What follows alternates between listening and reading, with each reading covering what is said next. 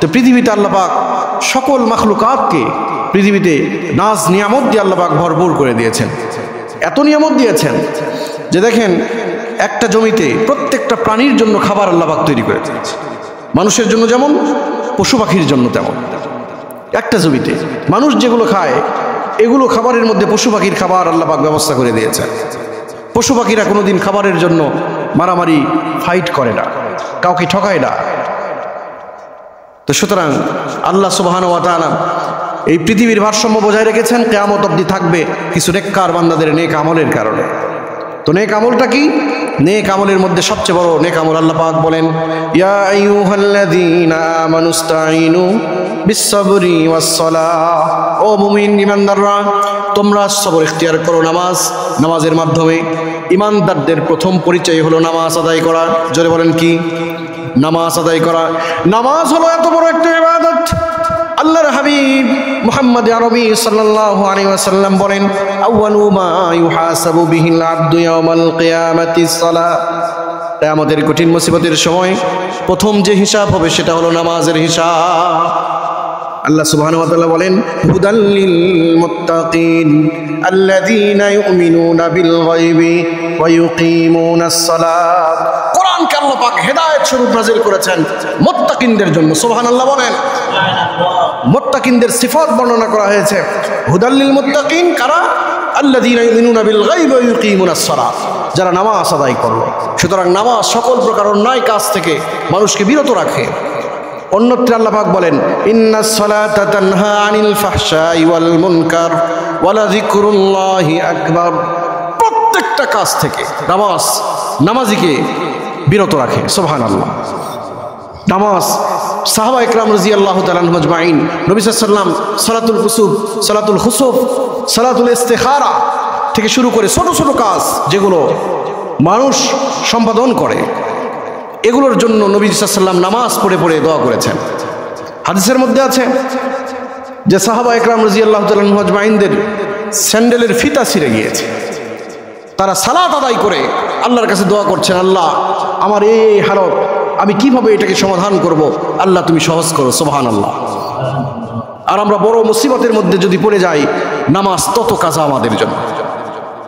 বিপদ থেকে বাঁচবো কেমন করে বলেন? আল্লাহর গোলামি আপনি করেন, আল্লাহ পাক শত্রুকে মোকাবেলা করার জন্য আরেকটা শত্রু তৈরি করে দেওয়া লাগবে না।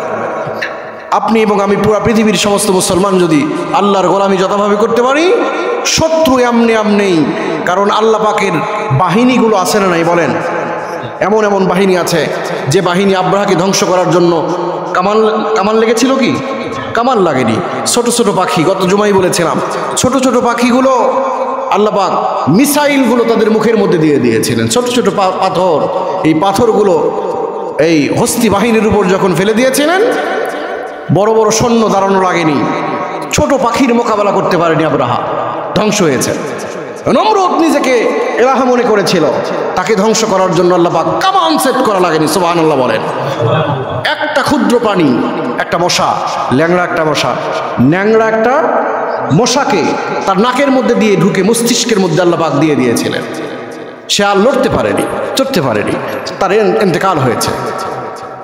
আবু জেহেল অহংকার করেছিল, এত বড় অহংকার করেছিল, নবীজিকে এত শাস্তি দিয়েছে, বারবার কষ্ট দেওয়ার জন্য চেষ্টা করেছে, মিথ্যা বলেছে, আশা দেখিয়ে সে ঈমান আনেনি। নবীজিকে বলেছিল, তুমি যদি নবী হও তাহলে ওই যে চন্দ্রটা দ্বিখণ্ডিত করে দেখাও।